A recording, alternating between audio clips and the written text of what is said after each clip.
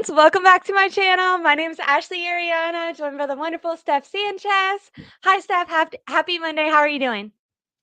I am good. Good to be back. I wasn't on last week. Sorry about that. But No yeah, worries. What did ready to. you freaking got engaged? That's what you did. Oh my goodness! Congratulations, Steph.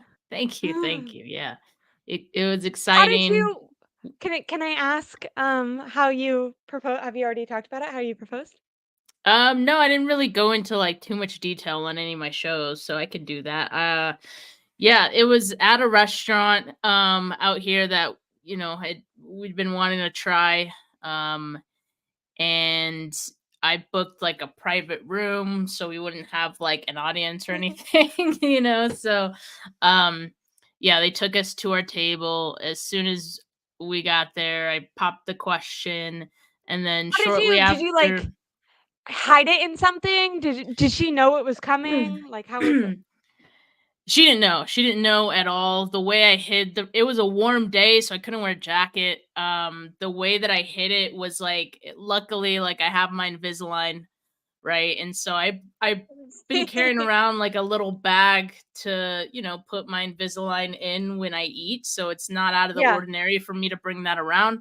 So that's what I brought to the restaurant, and that's what I put the ring in there. I was opening it as we were walking over to our table. So I had it ready to go at that point. And Were yeah, you I nervous? bought. Like, had you planned on like doing it that day for a while? Yeah, yeah, yeah. Months. That's So so exciting, Steph. Oh my goodness. Congratulations. Like sneaky Steph. Sneaky Steph. I love this. And then maybe we have some reminders that we should talk football, but I feel like that was more important. I wanted to hear that story. I always um like talking about how people plan things and stuff like that. You sometimes hear horror stories of like someone like bites the ring and chips their tooth or something because oh like my in their god. pasta or whatever. You know what I mean? I had a friend who asked my friend Chelsea. He asked her like his plan was to do it on top of a hike. He put it in his pocket, realized like went to double check and he didn't have the like box. He was just gonna pull out like the actual ring Oh, and it had dropped on the hike and he had to make an oh my excuse to god. go back down. And then my friend Chelsea was like, "Oh, I'll go down with you." Like, and he was like, "No, to wait here." And like it was just super uncomfortable. And he ended up like telling her. It was like really cute and they have like kids and stuff now. But um I just feel like That's I would funny. be so nervous that I would do something. But that's so cool. Congratulations again. And Thank then you. Car Crast 40, I hope I said that wrong, right? 49ers podcast says, who do you think is the better wide receiver, DeVonta Smith or Brandon Aiyuk? And that will bring us to our 49ers. That question will bring us to our 49ers coverage. What I want to talk to you about, is just what does this contract extension mean for Brandon Aiyuk? For the people who don't know, maybe I should read it out loud, just in case you didn't see it on Twitter. But Philadelphia Eagles extended DeVonta Smith to a 4-year, $90 million extension deal. It's really more like a 3-year extension since Smith, much like Brandon Aiyuk, had his 5th year option picked up, and those 3-year the 3 years added were about 75 million. It ended up working out to he gets about $25 million a year. I let me pass the question off to you. I think in the comments there's someone who has responded and I agree with them, but I will ask you first. Who do you think the better wide receiver is, Steph? Yeah, I think it's Brandon Aiyuk, and I understand Eagles fans are gonna make a case for DeVonta Smith. He's the guy on their team, so of course they're gonna be a little biased. We're probably a little biased, but I think if you just look at Never biased. I think if you just look at each of those wide receivers at like individual skill sets, I think Brandon Aiyuk has the edge as an all around receiver over Smith. Their stats last year was actually pretty similar. They were pretty similar. And Brandon that's with Ayuk had DeVonta Smith less. being the number 2 for the True. Eagles. And also, Ayuk at times is like the 4th option in the offense, right? Exactly. And I think Brandon Ayuk had more touchdowns. And he did that in less receptions. I think like 39 receptions or 36, something like that. So when he has the opportunity, if he was getting the same amount of targets as DeVonta Smith, or even, we keep saying if he was getting wide receiver 1 targets, I mean, it would be no question. It wouldn't even be a Yeah. debate, right? So Astronomical. yeah. I completely agree. I think when it comes to opportunity and uh, production within the given amount of targets, Brandon Aiyuk blows him out of the water. We also have like a commenter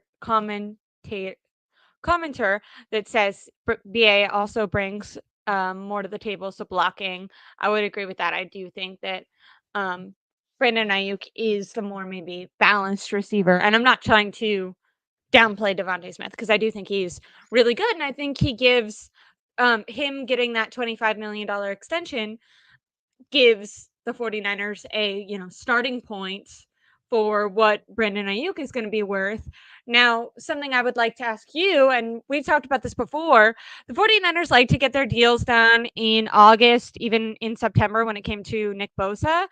Um, I know Ari Murov, he's like Mhm. a reporter type guy. He said, this was something really smart that the Eagles did. They knew that they wanted to get a deal done before CeeDee Lamb, before Justin Jefferson, and before Brandon Aiyuk. So they, made sure to work out a deal. Now, the 49ers could have taken that same exact strategy. I know Jed York at the owners' meeting said, if there was no salary cap, that BA would have already been extended.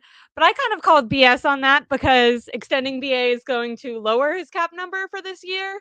Now, obviously, they have to figure out how everyone else fits around that and make sure that they are secure in their long term plan. Um, but that was his response to, like, would you want to keep BA the whole time? And I think maybe that alludes to yes, but also we have to be strategic. Now, do you think that the 49ers should maybe readdress the way they do these deals, and it could have been smarter for them to get BA done? And also, it takes two to tango. So maybe you're of the opinion that, I mean, it's in Brandon Ayuk's best interest to also wait to get a deal done. Now, from his antics on social media and the 49ers wide receivers antics on social media during these contract deals, it does seem like they are kind of eager to get it done faster. But really, if you're looking at it just from the player side, it actually does help them to wait because normally you get a little bit more money that way as well. So what was your takeaway when you saw that deal, and maybe how the 49ers should address that, or, have? Y- Yeah, I don't think the deal is like discourages me at all from like, Brandon Ayuk, because I don't think it was that astronomical of a number. For I agree. DeVonta I Smith, agree. I think it was like right along where we kind of expected Brandon Ayuk's number to be as well. We got like 25 million APY. The guaranteed money is the most interesting part, right? Like that matters the most in contract negotiations.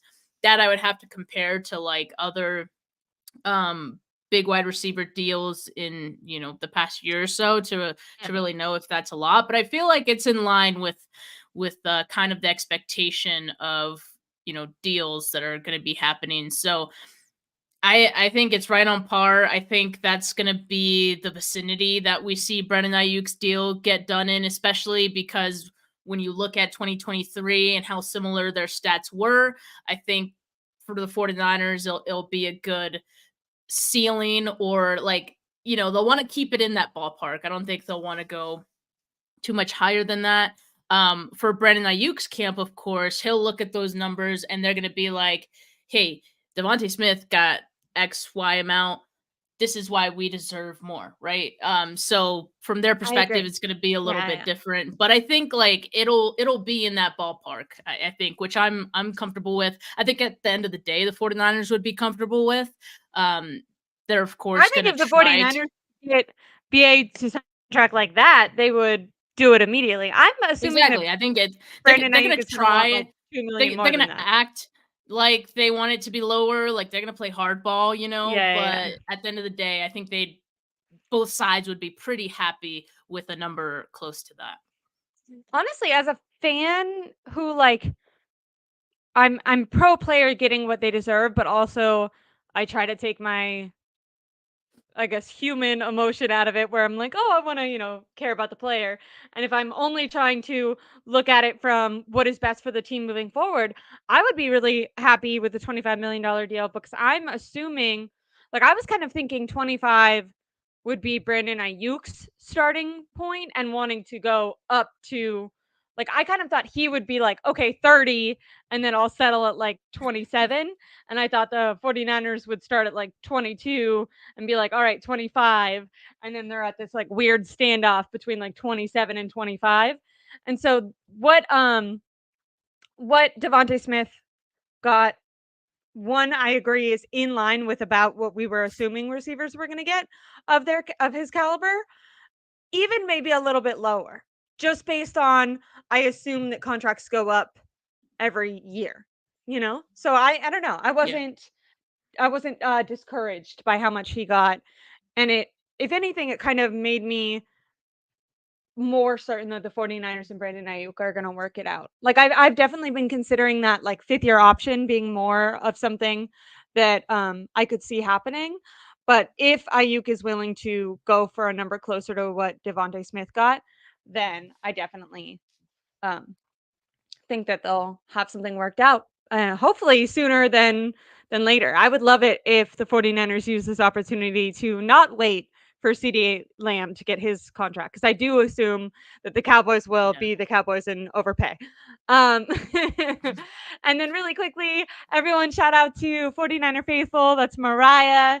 She said, hit that like and subscribe button for both channels. That's Steph and I.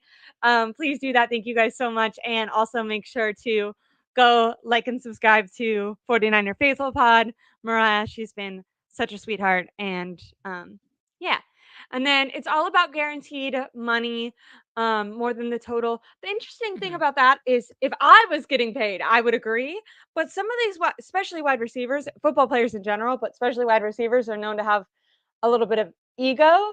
And like when we look at Tyreek Hill's contract, it was just important to him to make sure to hit a certain number overall guaranteed that kind of sounded flashy.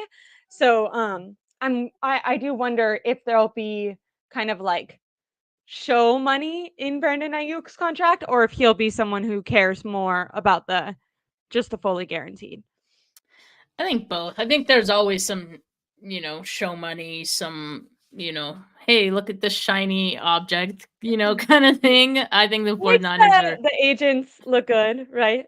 yeah, I think it's a win-win-win for all sides. Like the player gets his deal, and then I think a lot of players do look at that number nowadays. I think players are starting to get a little more focused on the guarantees and all that, which Ayuk is going to get a decent amount of that. But yeah, there's always some like hidden, you know, I don't know how to I don't know how to say it, but like hidden money somewhere, or Yeah, yeah, that they it can makes like it look like there's more money scrub than there off. actually is when you drill down to the numbers, because that's what the 49ers and Prague have been like so good at. Known to do. I agree. I do disagree with this comment though, who basically says that BA won't get less than 30 with Devontae Smith's contract. I don't think there's I agreed that I thought BA was better. I don't think it's that much he's that much better. It will be interesting. I've honestly been looking more at CD Lamb and thinking he's gonna be the I feel like him and Ayuk are more comparable in my mind than DeVonta Smith, because I think that Ayuk does want to be that true number one that CD is able to be. And then I also think Cowboys can be Cowboys and overpay. So I think that their agents are probably looking to see what CD gets. I would love it if the 49ers try to get a deal done before then. I'm not anticipating that. And I also don't think that that means Brandon Aiyuk will get traded. I definitely don't think if he gets traded within the next, before the first round, I think he's going to be a 49er. So, Corey Soto, though, says, going to have my wings and popcorn ready for round one when BA gets traded. I do know Mike Silver has said to kind of keep an eye out for round one, that nothing is out of possibility. Do you anticipate Brandon Aiyuk will get traded? Like, I know you're not in the thing, but just a wild guess. I No, don't. I don't think he will. I think part of that is because this wide receiver class, especially in the first 2 rounds, is very strong. So Yeah. a team who has a pick in those first 2 rounds who would Yeah. maybe Why think would about you? using it on Brandon Aiyuk and would have to then think about paying him like, at least 25 million a year when you can have one of these, new players you're going to have on like controlled salary for, 4 or 5 years. I mean, you have to go with that. So, yeah, there isn't much I guess like leverage for the 49ers there like to ask for too much, and I think that makes it easy to say no to like any offer they would make because again, or get, because I think we've been saying it. I think it's true. They would have to be blown away by an offer in order to move off of Brandon Ayuk. That's because they actually do want to keep Brandon Ayuk. So a team would have to pay a little bit extra just to like Yes. get him off their hands. They don't I want to also do that. So I think he's going to be a Niner by the end of round one. and I feel like you would.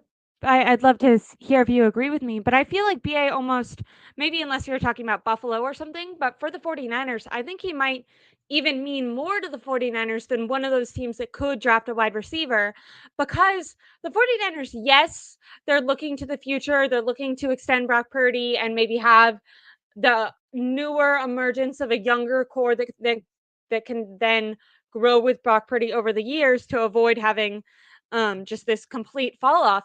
However, they also want to win the Super Bowl next year. Like, they're not only thinking about the future; they are, I would hope this as a fan that they are going, and I think all the veteran players that they've brought back would really, assume this. I think they're trying to go 100% all in this year to be like, hey, this might be the last year that we have with the majority of these core players, or at least at, this level of performance and Mhm. under Brock Purdy's rookie deal. And to me, there's no way to take a step to get better in the wide, like, it's just looking at the wide receiver group. Potentially, you trade it for a pick and you get better in a different area. But to me, even if you draft a good wide receiver, he's not going to be at Brandon Ayuk's level right away. And so I just don't know how you sell that to your audience that you're still, going 100% all in trying to win the Super Bowl.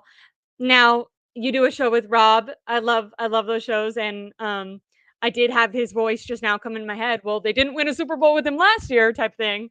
So maybe, it's. I'm not saying if they trade away BA, there's no way for them to win a Super Bowl. I just think convincing the fan base that that is the best course of action. To me, it just seems like something to talk about during the off season. Honestly, I don't see how, like, I think if BA leaves, it's because maybe BA is unhappy. I think from the 49ers perspective, they're going to want to do everything they can to keep him. And if that's possible, unless they get that king's ransom that you've talked Yeah. about, I just don't anticipate that. And when we're talking about Buffalo, they had to let a lot of players go this year due to contracts. I know Stephon Diggs wasn't one of those players that they let go due to money, but they did let a lot of guys go due to money. And I think that they could be a team that would have that decision like, oh, we can kind of get a young guy in the draft. I also think not all teams have as high of year one starting standards that Kyle Shanahan has. So that's once again goes to BA being more valuable for the 49ers than at another team. Because for the 49ers, they could draft a good wide receiver and he still might not be good enough to play right away, where maybe Buffalo can go, oh, we can draft someone and we'll just get him out there right away. Josh Allen, it'll work out type of thing, Mhm. As fans, we know Kyle Shanahan doesn't really have that mindset. So I think BA's value is even higher for this team than it would be others. So it would either take a large price to get him away, or what I'm Yeah, anticipating is just that he's exactly. not going anywhere. So Exactly. You're not just paying for who the player is, you're paying for how much the current team likes that player and would want to keep that player. exactly. And Al Bundy says BA showed up to voluntary. I don't think he's unhappy. I don't know exactly what he means by voluntary, but I know that he's been at the The facility training. off-season the voluntary off-season program. Even before that, he's Yeah. been in the building, you know, Yeah. Because when he was on that training. podcast, Like, he was that's like, a oh, good I was sign. there this morning, right? Yeah. Yeah. Yeah. So So he's been that's a good sign. This is while we're seeing a lot of things play out, just like, you know, Debo with Debo. Samuel's It feels less negotiations. contentious, right? Yeah, it's definitely different, I think. So he's doing the same things, but ultimately I think, you know, there there feels like less issues there than there was with Debo. I agree. Now, I will say Matt Mayoko, also Matt Barros, but most recently Matt Mayoko, who does have ties to the 49ers organization and people higher up. He works for NSMBC he does a 49ers podcast.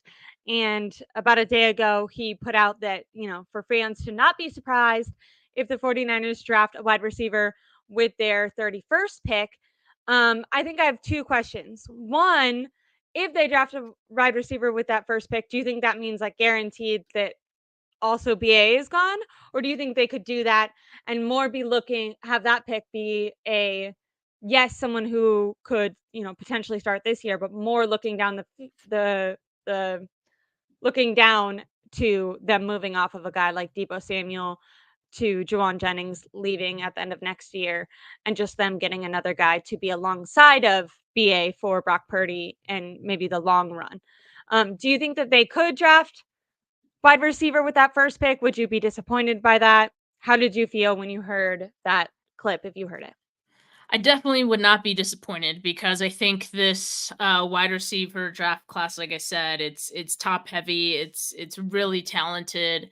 So if they feel like there's someone who is a game changer for them available there that they really like, go for it. I mean, we're talking about potentially someone who could be your wide receiver too, for the future. And I say that because, obviously I think the team is at this point more committed to moving forward with Brandon Aiyuk. And I know that sounds crazy because they haven't done the extension yet, but I think that's where it's headed, right? So I think they're more committed long term to Brandon Ayuk than Debo Samuel. They have an out in Debo's contract after 2024. And obviously Jawan Jennings is only a 1 year deal, so they have to prepare for life after those players. And so if you make a big splash early in the draft for any one of those guys, I certainly feel extremely good about this wide receiver group going forward. I mean, potentially this offense won't miss a step. I mean, even with losing Debo potentially next year, right? So that's what they need to surround Brock Purdy with, just reliable options. And so He yeah, I kind of mean, said that himself, right? Like he said when he was asked about Brock Purdy's success and about BA at the owners' meetings, he said, you can't expect a quarterback to catch the ball himself, which I thought was, yeah, I mean he very is right Kyle about that. Shanahan of him. Yeah, right. He's He very is Kyle right about Shanahan that. of him. Really quickly, I wanted to address Mark's comment who said BA's agent came out yesterday, said he's not going here. It's not a discussion anymore. I do want to clarify. I think people can be extreme on both ends. What happened is someone, and this is no Steph has talked about people looking for engagement on Twitter a lot on our shows. But someone came out, they made up a rumor that it was basically confirmed that BA had requested a trade. And what BA's agent came out and said is basically you need better sources, denying the rumor that BA has requested a trade. Now, what I'll disagree with your comment is that doesn't mean he's saying we're not looking at places he could go. We're not open to being traded. It's not a discussion anymore. He wasn't saying, he didn't come out and say BA is going to be a 49er no matter what. Also, I mean, that would lack a lot of leverage if he did that. But yeah, so I just wanted to kind of poo-poo both extremes. I think all he was doing was saying there was no trade request asked for, but he wasn't saying, anything else outside of that. I think that people can be a little extreme both ways. I think it's unfortunately one of those things that's just to be determined for the next 10 days. And then, in my opinion, after day one of the draft, it's no longer a discussion. But I think up until then, even if it's a little bit redundant, I think it's okay to hypothesize about. Because I know the 49ers are, and other teams are making their last ditch efforts. I would put my money on BA not leaving, but I'm definitely not saying it's, 100% not a possibility. Not with this team. We've seen, crazier things happen. Now, as for trading a wide receiver, I just wanted to give a quick little input on that. And it's just because I want to make my opinion so known. But I've restated this before. I really wish that they would join that number one pick with either their, one of their third round picks or a second round pick. And I wish they would move up and draft an offensive tackle. I see the pros of getting a wide receiver earlier on. I was kind of looking, and I would also accept cornerback and think that because obviously I think it's smart, right? You don't want to reach for a need. You'd rather pick best player available. At the same time, I just feel like offensive line has been so neglected by this team, whether it's neglected because they haven't drafted a guy or just because they've missed. And to me, you can have all the talent in the world, but if your quarterback doesn't have time to get them the ball, I just wish that they would prioritize that. Now, obviously, if they don't go number one offensive tackle or offensive line, they're still going to draft a guy, but it's still my hope that they're aggressive in that first round and go and get an offensive, a guy on the offensive line. But yeah, I could see them. Now, why would you assume? And this is once again just hypothesizing, but I kind of sold myself on the idea of them going cornerback. Would you rather them get cornerback or wide receiver, or just kind of if they're at 31, whatever falls to them, whatever the best player available at one of those positions of need? Yeah, I would want them to go best player available. And if that best player fits a need, then hell yeah, right? I think that's really possible because I think if you look at not just their areas of need for this year, but they have big ones for next year, which I don't think it's too early to start drafting for those needs, right? Like Yeah. you talk about cornerback, that's a huge need for next year. You might as well, if the opportunity presents itself, take that opportunity to bring in one of the top 10 guys of that group. And then wide receiver, as we're talking about, is another one of those things that can, present itself as a really good option for the 49ers at 31. Now, if they don't like any of those guys that are there at 31 and there is like a really good tackle that maybe has fallen on their laps or even just a few spots before that they're like, we got to move up for this guy, then that could be a possibility too. But I just want the 49ers to go with the best player available and like go with the most can't miss prospect. Like there's Do you no have an room opinion for on any AD Mitchell? develop. AD Mitchell's awesome. Like I honestly, if he's there at 31 or in that vicinity, they have to get him because again, like if you can have two guys with Aiyuk and him like together, that would be awesome. Like you probably are looking at a wide receiver group similar to the Eagles, where they have AJ Brown and DeVonta Smith, guys who are like, not to take anything away from Deebo Samuel, but like I think he has a specific role in this Role, yeah. offense. You could A little talk more of a about gadget like guy. his how he has trouble creating separation and things like that. I think having like a all around wide receiver, someone who's as dependable as Brandon Aiyuk for Brock Purdy. Like imagine having two of those guys. I think would be huge. So yeah, I'm all for that. I've probably said it on this show. I've said it on mine. Like Kool-Aid McKinstry, if he's there, you got to go for that too. There's a couple of guys in those three positions that I would be all for the 49ers choosing. I completely agree.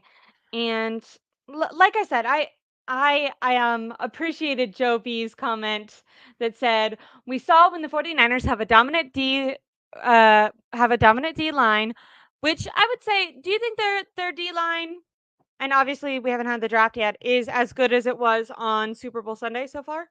They lost Eric Armstead, which is a Yeah, huge that's a huge loss. loss. That But that then that they is a huge increased depth, loss. Yeah. so it's kind of That's the only question mark, right? Like on paper, because they filled so many spots, it it looks like looks it could good. be, but like how does it look when they're Yeah, actually playing together? exactly. What I think is going to happen is we're going to see a bigger more rotation, in Okay. those spots than maybe we did Keep guys before. fresh. Yeah, and also because Also, you can't if Nick replace Bosa Eric has a Armstead with one guy. I agree. I agree. Yeah. And I don't even think they tried to. It seems like they got 2 or 3 guys when you think of Collins and um I'm blanking on his name, but it felt like they signed 2 guys to like that both Mhm. had aspects of what Eric Armstead did good, and they're just gonna play both of them at separate times to kind of as a unison, as a team, maybe they could fill in for that role. But still, I agree with you. We don't know if like that's good in theory, but will it work? Um, Yeah. but aside from that, I do think if Nick Bosa has a more dominant year, I think we could see a huge improvement because when you look at the year prior, a big difference, at least at the beginning of last season, a big difference was purely Nick Bosa himself. His production was way worse this year than last year. And way worse sounds bad because he had a good year, but like by Nick Bosa's standards, it was a poor year for him.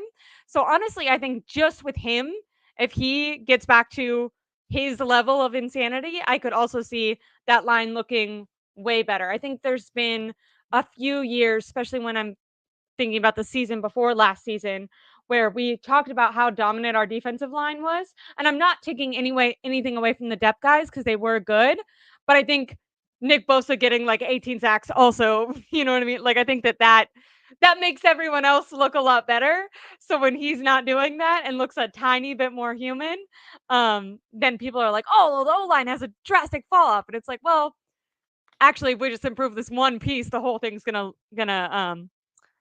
look even better. 49ers 31st pick, BA to Colts for their 15th pick and 46th pick, then draft a tackle. I think I would do that. I don't know why the Colts would.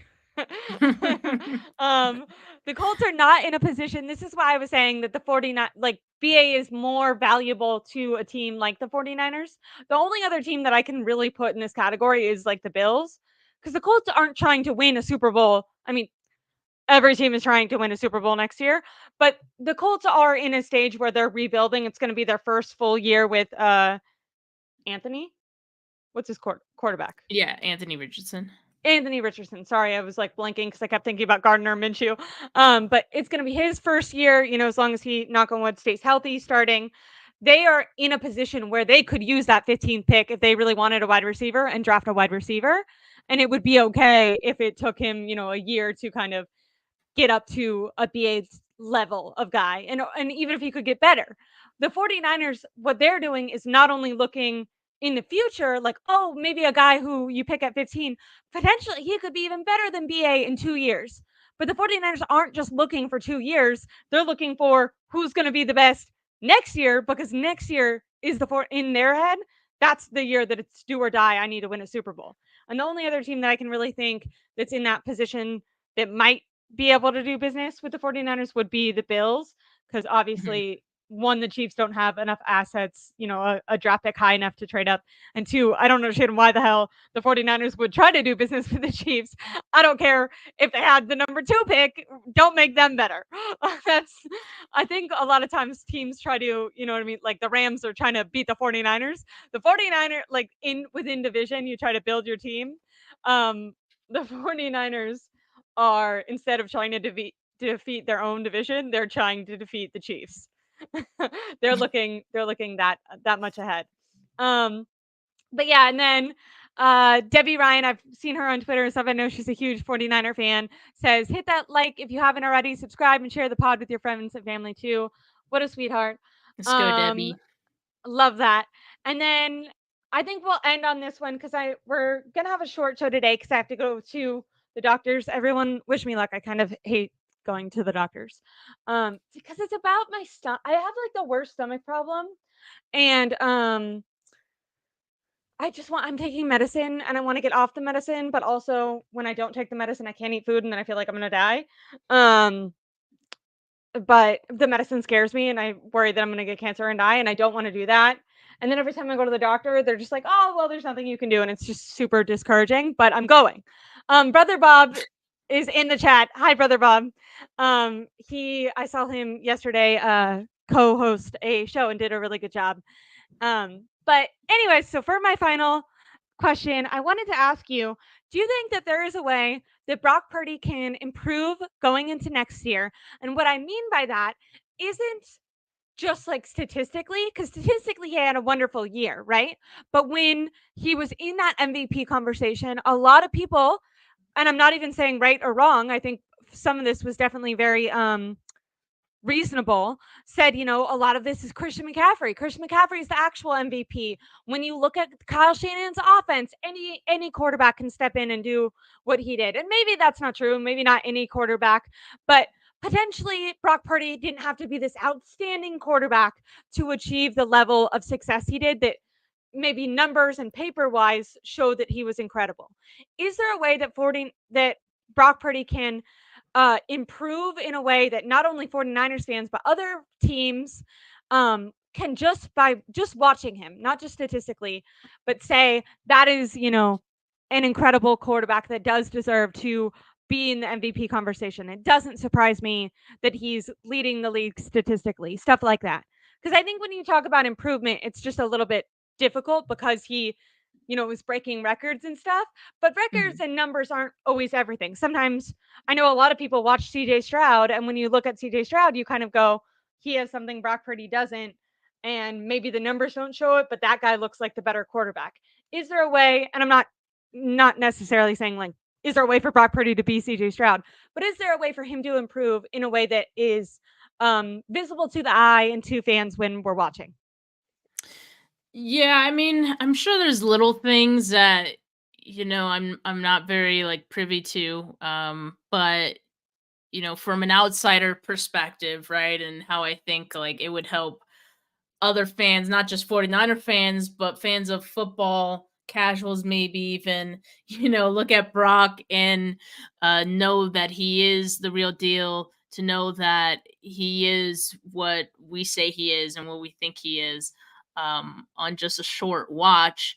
Um, I would say limit the turnover worthy plays, which, there aren't that many, but I think that's always going to be the one thing that people will look at to discredit him.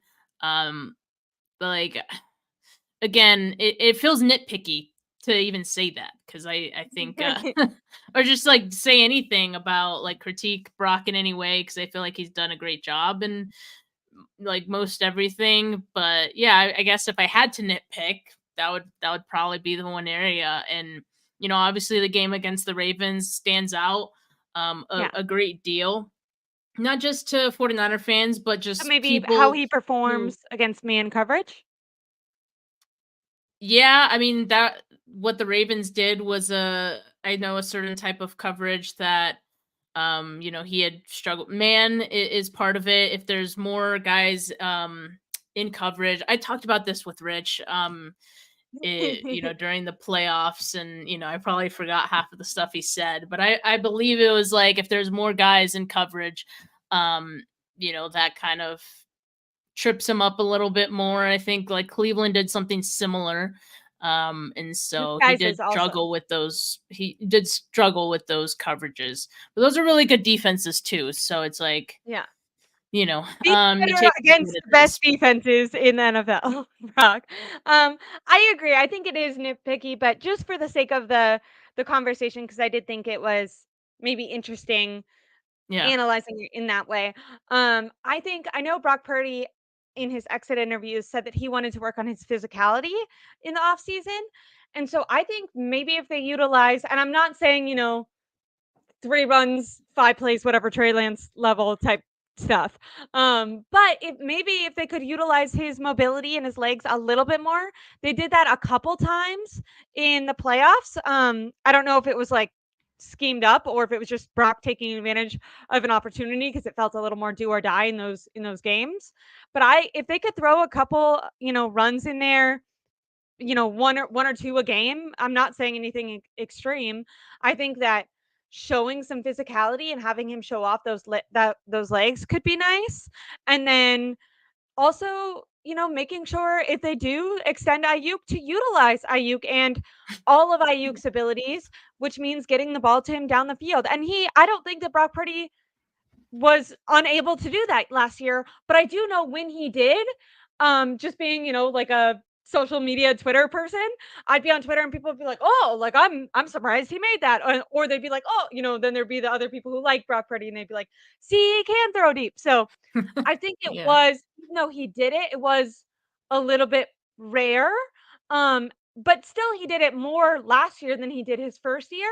So just a Mhm. little bit of an improvement on that. Obviously, also it's just not smart offense to only throw deep every single play, but to Right. make sure if defenses are testing him that way, are trying to give him shorter boxes, especially like I said, if they do extend Brandon Aiyuk and plan on keeping him there, making him more the number one wide receiver and utilizing that talent.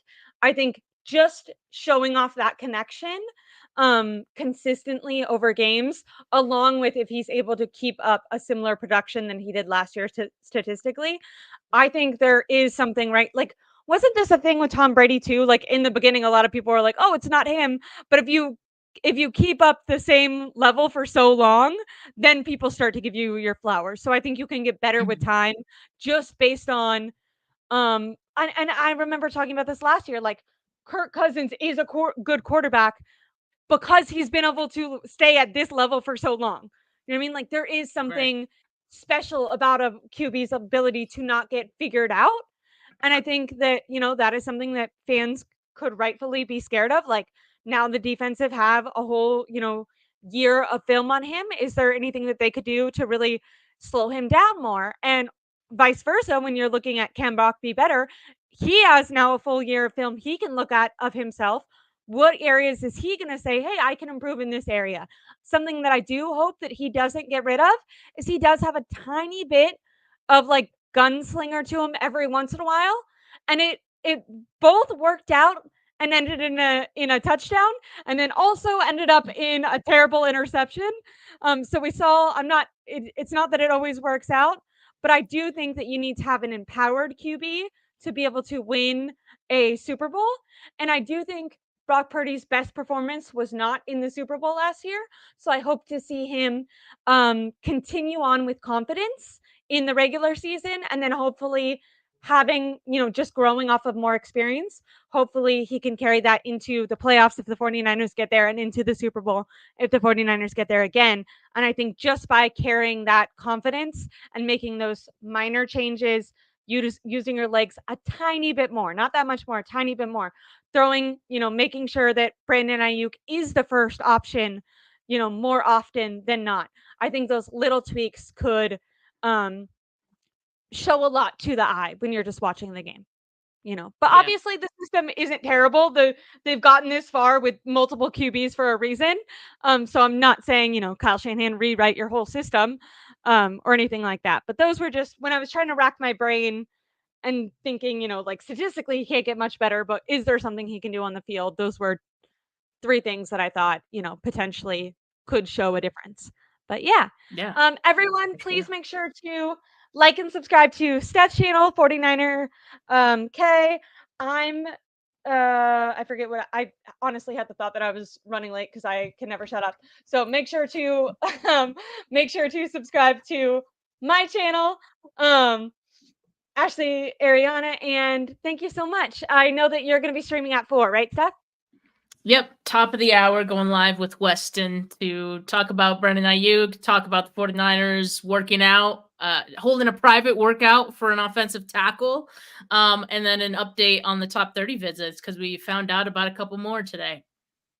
Oh yeah, that sounds so fun and so interesting. Thank you so much, Steph. Happy Monday. Have And a good luck, great one. Ashley, at the doctors.